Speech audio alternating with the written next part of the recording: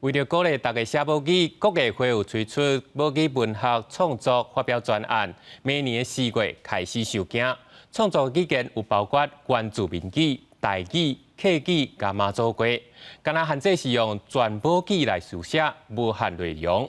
希望会当栽培出更较侪少年的母语创作者。国家语言发展法自2019年开始实行，互语言平权的议题会当受到法律的保障。为着要鼓励创作者来写母语文学，国艺会推出母语文学创作发表专案，拍算补助3个名额，一人30万，计划拍算实行3档。国艺会董事长林基勇表示，支持母语创作和栽培少年的母语创作者是伊的心愿和目标。阮的限定就是文学编剧本本身就是文学甚至连歌词拢用讲是文学所以伫这个文学的内容甲形式的面顶，并无多少的这个规定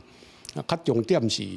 全部要用母语来写作。国艺会表示，这个专案所补助的创作语言包括原住民族语、台语、客语和妈祖话，用汉字也是罗马字拢会使。根据台文作家田顺聪的观察，伊认为这几年台语文的使用和创作者拢有增加。除了知名出版台语绘本，像班内邢美林最近发表的台语专辑，拢有用到台文字，对台文写作的认同，为对边缘小众市场拓到资深创作者的趋势。